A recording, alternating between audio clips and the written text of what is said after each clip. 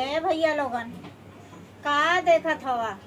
अरे हम जात हई गांव, जात हई ट्रेन पकड़े के है। देखा अपन कुर्ता धोती पहन ले हई, तैयार हई फूल, नहीं तो हमार ट्रेन छूट जाई। अगर चले के होखा केहू जाने का तो चला। काहे से भैया अब धान का फसल हो गई है तो कटाई वटाई करे के हो, यह नाते हम जात हई। ठीक है भैया, स्टेशन तो हमारा आ ही गया और हम उतर भी गई नी गाड़ी से। अब देखा जात है तनी खेतवा का हाल चाल लेवे। हमारे खेतवा में कैसन फसल उगल है, अगर अच्छी उगल हुई तो अगर जर गल हुई तो हम आके तोहर लोगन के बता ही देबा। ठीक बाय, ठीक है भैया, राम राम, कुशल मंगल से रहा। हाँ तो भैया हम अपने गांव पहुंच आयल हैं। अब ये साल आधा फसल तो समझ ला कि खराब हो गई बा, बाकी के जो पीछे वाला रह गल है वो ठीक ठाक बाय। अब लगा था कि हमें कुछ दिन और रुके के पड़ी, और रुक के वो धान का कटाई उटाई करके तब हमें दिल्ली जाए के पड़ी। पता है दिल्ली बगैर मन भी नहीं लगता, अपने गांव बगैर भी मन नहीं लगता, कहीं भी मन नहीं लगता। मन तो वही लगता है ना जहां हम रहते हैं। क्यों, ठीक कहा ना। और आप लोगों का कहाँ मन लगता है? बताओ बताओ, शर्माओ मत, बताओ खुल के बताओ। अरे भैया देखा, अब शर्माइबा तो कैसे बात बनी। अब देखा पहले रहत रहल 4 गो गाय भैंस बैल बकरी बकरा सब केहू रखत रहल है। और आज के जमाने में कोई नहीं रखता है। कहता है अरे छोड़ो, कौन जाएगा ये सब करने, कोई रखता ही नहीं है। पर हाँ, पहले के जो अभी भी बुजुर्ग हैं भैया, तो वो अभी भी मेहनत करते हैं और डट के करते हैं एकदम। पता है पहले के समय में लोगों का 50 साल पे तो बाल पकना शुरू होता था, 50 की एज में, और 60 साल की एज में थोड़ा थोड़ा दांत झड़ना शुरू होता था। 70 साल में थोड़ी बुढ़ौती आती थी। 80 साल में मुख से पानी गिरता था। 90 साल में जिभिया लुटपुटाए। है भैया, सुनो तो तब उनका पता का करे पर 90 साल पूरा जाबड़ा लगाओ परत रहा। और अब के है, अब के देखा लोग आई के 5 साल के हुए नहीं, दांत में कीड़े लग जाते हैं। और 6-7 साल के हुए नहीं, बाल पकना शुरू हो जाते हैं। है ना मजे की बात। पहले के लोगों का दांत इतना मजबूत होता था, लोखंडी दांत होता था, लोखंडी। और अब के बच्चे को 50 साल तक कहाँ पहुंच पाएंगे, उनके दांत 10 तक आते हैं, 15 तक आते हैं तो सारे झड़ जाते, कीड़े लग के। आए दिन तो डॉक्टर के पास भागो, डॉक्टर भी परेशान हो जाता है। क्या समय आया है, कितनी जल्दी दांत खराब हो गए समय से पहले। बुढ़ापे में कहाँ बचेंगे झड़ने के लिए, बुढ़ापे में बचेंगे जब भी तो झड़ेंगे ना।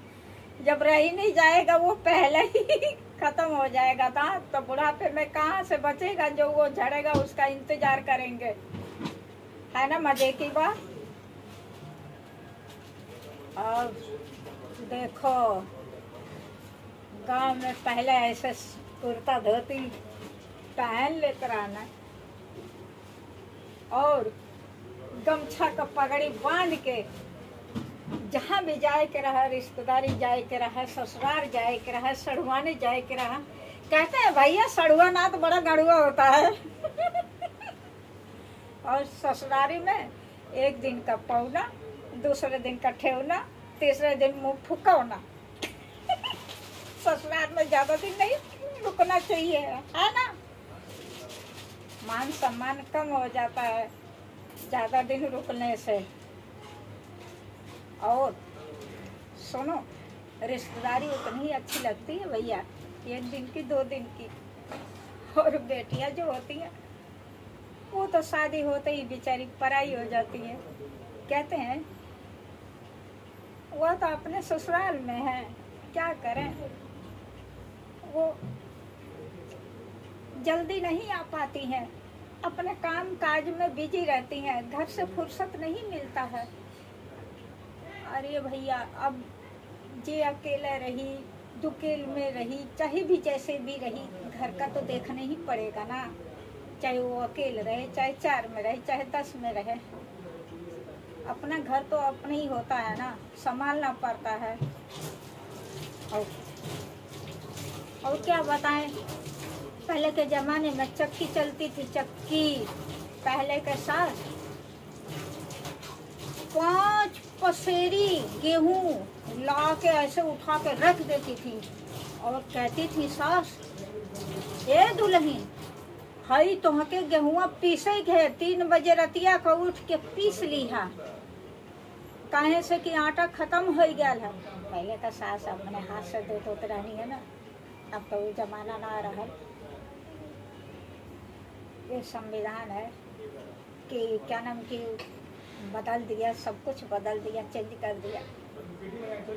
अब बाबा साहब का मैं धन्यवाद करती हूँ कि आज जो कुछ भी ये हो रहा है, सारी औरतें अपना कला दिखा रही हैं, खुल के दिखा रही हैं, सड़कों पर दिखा रही हैं, हर जगह दिखा रही हैं।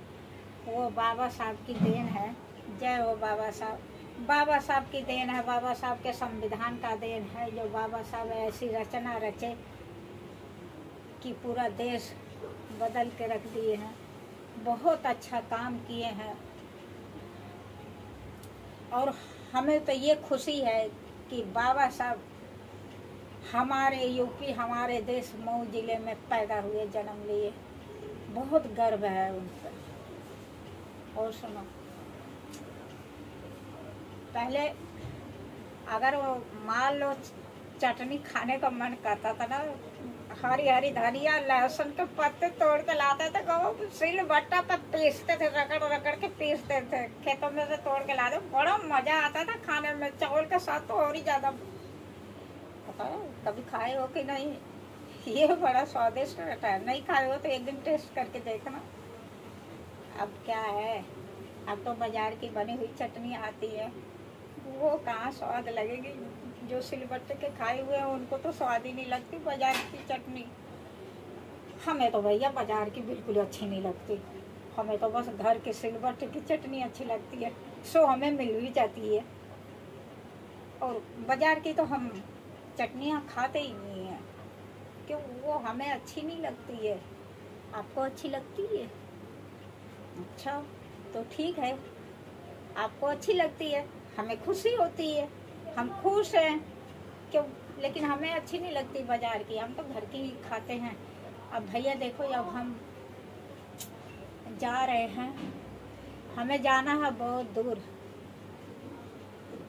कहाँ जाना, हमें रौना पार जाना है और लेट यहीं हो जाएंगे तो हमें सवारी कहाँ से मिलेगी।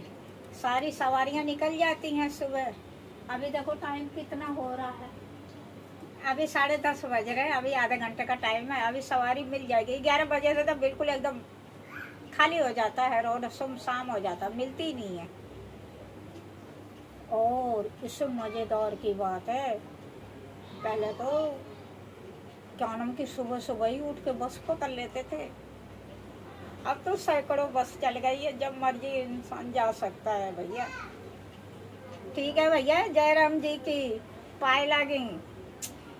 पता है, हम है पजड़िया तोड़ छत्री के खानदान से।